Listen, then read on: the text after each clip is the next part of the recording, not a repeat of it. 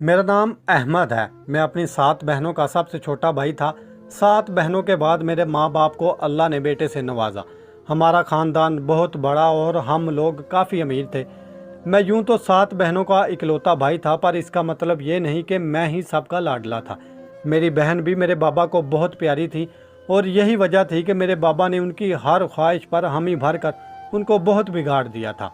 मेरे बाबा कहते थे कि मेरे पास आज जो कुछ भी है वो मेरी बेटियों के नसीब से है, तो मैं क्यों ना अपनी बेटियों पर खर्च करूं। यहाँ तक तो बात ठीक थी, लेकिन उनकी बेटियां बहुत मगरूर हो गई थी। खैर, मैं अपनी मर्जी का मालिक था, मेरी अपनी ज़िंदगी थी। यूनिवर्सिटी में पढ़ता था, वहीं पर मुझे एक सोनिया नामी लड़की बहुत पसंद आ गई। जब मुझे पता चला कि वो मुझे भी पसंद करती है तो हमारी मोहब्बत शिद्दत अख्तियार कर गई और हमने शादी करने का फ़ैसला कर लिया। क्योंकि अब यूनिवर्सिटी का आखिरी साल था, हमने ये भी सोच लिया कि हम तरीके से एक दूसरे के घर रिश्ता भेजेंगे ताकि किसी को पता भी ना चले कि हमने एक दूसरे से पसंद की शादी की है। पर यहाँ पर मसला पसंद नापसंद से ज़्यादा इस बात का था कि मेरे ख़ानदान का एक रवाज था, और रवाज भी ऐसा कि जिस पर बहुत से लोग कुर्बान हो चुके थे और अब शायद मेरी बारी थी। रवाज ये था कि जब ख़ानदान की बेटियों की शादी ना हो, बेटों की शादी नहीं की जाती थी। चाहे बेटे की उम्र में छोटे हों या बड़े, इस बात से कोई फ़र्क नहीं पड़ता था। पहले बेटियों की शादी करते थे और बाद में बेटों की। हमारे ख़ानदान में इसी रिवाज की वजह से बहुत मसाइल बन चुके थे। मेरे कज़न ने चोरी चुपके से शादी कर ली थी और जब घर वालों को उसकी शादी का पता चला तो उन्होंने उसे जायदाद से बेदखल कर दिया था। मैं अपने साथ ऐसा कुछ नहीं होने देना चाहता था, क्योंकि मैं एक अच्छी ज़िंदगी गुजारना चाहता था और अच्छी ज़िंदगी गुजारने के लिए दौलत बहुत ज़रूरी थी। हम बहुत अमीर थे और देखा जाए तो ये सारी दौलत मेरी ही थी। मेरी बहनों ने तो कल को अपने घर का हो जाना था। उनको उनके हिस्से देने के बाद भी इतनी दौलत बच सकती थी कि मेरी सारी ज़िंदगी बिना कमाई भी गुजार सकता था। मैं अपने हाथों से दौलत भी नहीं जाने देना चाहता था और पसंद की शादी भी करना चाहता था, वो भी जल्दी। अगर मेरी बहनों की शादी एक साल के फ़र्क से भी होती तो मैं 7 साल तक बैठा ही रह जाता और तब तक बूढ़ा हो जाता। सोनिया को भी इस बात से बहुत मसला था। वह कहती थी आखिर ये किस किस्म की रस्म है, पर यही मेरे ख़ानदान की रस्म थी। ख़ानदान में इस वक्त तक किसी लड़के की शादी ना होती जब तक वो अपनी जवान बहनों को ब्याह ना देता। मैं बहुत परेशान था क्योंकि मेरी 7 बहनें थीं और 7वीं जवान थी जिनका कहीं भी रिश्ता ना होता था। मेरी 7 बहनें बहुत खूबसूरत, शायद इसी खूबसूरती ने उनका सर घुमा दिया था कि उनको कोई पसंद ही ना आता था। मेरे वालिद ने मेरी बहनों पर बहुत मेहनत की थी। कोई डॉक्टर थी, कोई इंजीनियर और कोई टीचर। इसलिए उनको रिश्ते भी अपने मेयार के मुताबिक चाहिए थे। लेकिन अगर मुझे सोनिया से शादी करनी थी तो मुझे इन 7 को इस घर से रुखसत करना था और अब यही मेरी ज़िंदगी का मकसद बन गया था। मैंने एक ब्रोकर को हायर किया और उससे कहा कि कुछ अच्छे रिश्ते हमारे घर भेजे, पर मेरा नाम ना आए। हमारे घर जो रिश्ते आते थे अच्छे होते थे, पर मेरी बहन इनमें से भी कीड़े निकालने और उनसे इनकार कर दिया। 7 महीने गुजर गए और मुझे कोई उम्मीद नज़र नहीं आ रही थी। एक दिन अम्मी से बात की तो उन्होंने कहा कि जब तक तुम्हारी बहनों की शादी नहीं होती अपनी शादी के बारे में सोचना भी ना। मैंने कहा अगर उनकी शादी ना हुई तो क्या मैं बूढ़ा होकर मर जाऊं? तो मेरी माँ ने कहा यह तो इस ख़ानदान की रस्म है, मुझसे बात कर ली है, पर अपने बाप से बात करने की हिम्मत ना करना। वैसे भी उनसे बात करने की मुझ में हिम्मत नहीं थी। अम्मी से तो मैंने फिर भी बात कर ली थी, पर अगर बाबा से बात करता तो वो मुझे छोड़ते ही नहीं। मैं जहाँ भी बात पक्की करवाता किसी न किसी वजह से रिश्ते से इनकार हो जाता। एक दिन मैंने बात करते हुए सुन लिया और मैं उनकी बातें सुनकर हैरान ही रह गया। वो आपस में ये बातें कर रही थी कि हम इस घर में रहते हैं, ये घर कितना बड़ा है, जहाँ हर तरह की आसाइश है, कोई बात कहो तो फ़ौरन पूरी करते हैं। अगर हमारी शादी इस घर से गरीब घर में हो गई तो हमारी ज़िंदगी बर्बाद हो जाएगी।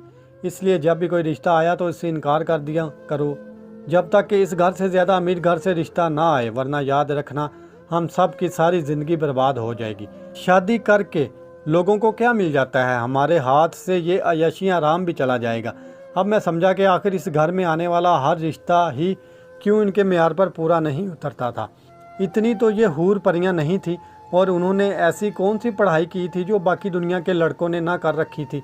असल में ये उन सब का प्लान था। पहले तो मैं भाई बनकर उनकी फ़िक्र कर रहा था, अब तो मेरे लिए जंग बन गई थी और ये मैं अपने आराम सुकून की खातिर मेरी ज़िंदगी बर्बाद करने पर तुली उनको ये नहीं पता था कि उनकी इस हरकत का असर मेरी ज़िंदगी पर क्या होगा। क्या मैं उनका छोटा भाई नहीं था? ये तो सातों इतनी खुदगर्ज थी कि उनको मेरा कोई ख्याल ही नहीं था। मैं अब बहुत गुस्सा हो गया था, पर मैं कर भी कुछ नहीं सकता था, क्योंकि अगर उनको शादी करनी ही नहीं थी तो मैं कहीं से भी रिश्ता ले आता, उन्होंने इनकार ही करना था। एक तरफ सोनिया, एक तरफ मेरी बहनों की ज़िद। मैं तो अभी से ही जलील हो रहा था। एक दिन मैंने अपने अब्बा की दुकान में बैठा था कि एक लड़का आया। अक्सर इस दुकान में आया करता था और मेरे अब्बा के साथ बैठकर पूरा दिन गपशप लगाया करता था। मेरी भी उससे सलामदा हुई थी। उसका नाम इमरान था। उसने मुझसे पूछा कि क्यों सर पकड़े बैठे। कभी ऐसा होता कि हम अपनों की बजाय गैरों से अपने दिल की बात कर लेते हैं। उस दिन मैं बहुत परेशान था। मैंने उसे सारी बात बता दी, सोनिया को पसंद करने से लेकर यहाँ तक कि मैंने जितने भी रिश्ते भेजे इनकार हो गया। उसने पहले मेरी बात गौर से सुनी। वो बोला, मैं ये मसला हल कर सकता हूँ, क्योंकि हम भी 7 भाई हैं और रिश्ता ढूंढ रहे हैं। उसने कहा, मेरे भाई बहुत बड़े पढ़े लिखे हैं, इसलिए उनको बीवियाँ भी पढ़ी लिखी चाहिए। खुशी से फूले नहीं समा रहा था। मेरी तो 5 उंगलियां घी में और सर कढ़ाई में जा गिरा था। मुझे किसी ऐसे शख्स की तलाश थी। मैं हैरान भी था और खुश भी हुआ, मगर उसने शर्त रखी जिसमें मुझे कोई ख़राबी नज़र ना आई।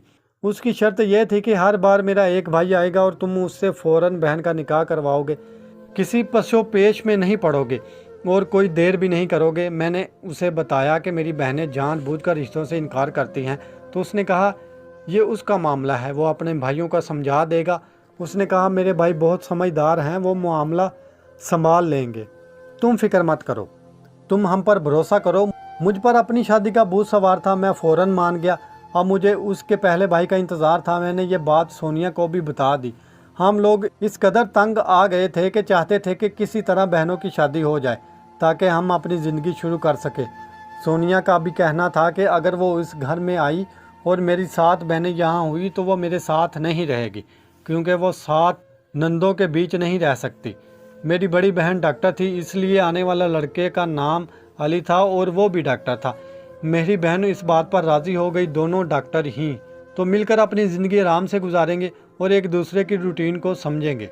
लड़का देखने में भी खूबसूरत था। उसकी उम्र मेरी बहन से कम थी, जबकि मेरी बहन 30 का हिंसा पार कर चुकी थी। कुछ दिन बाद एक और लड़का आया। उसका रिश्ता मेरी दूसरी बहन के लिए आया था।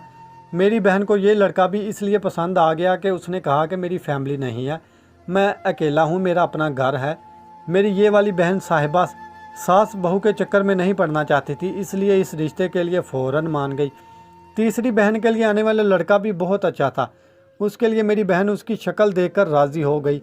मेरे बाबा भी खुश थे। उन्होंने फैसला किया कि पहली तीनों बहनों की शादी एक साथ ही कर देंगे, बहुत खुशियां मनाएंगे और उनका निकाह हो गया। इस तरह 1 साल के अंदर मेरी 6 बहनों की शादी हो गई। अब हर बार एक लड़का मेरे घर आता और मैं अपनी बहन का निकाह उससे करवा देता। हम सब हैरान थे कि पहले तो कोई अच्छे रिश्ते आते ही नहीं थे और अब ऐसे जल्दी जल्दी रिश्ते हो रहे हैं और बहनें भी मानती जा रही हैं।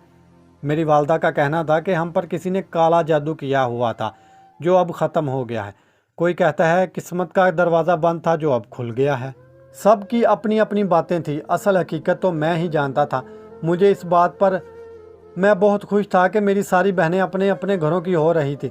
सिर्फ मेरी 7वीं बहन ही रह गई थी जिसके लिए भी रिश्ता आ चुका था। पर मेरी सबसे बड़ी बहन की हमें एक दिन कॉल आई और वो कहने लगी कि मुझे मेरा हिस्सा चाहिए।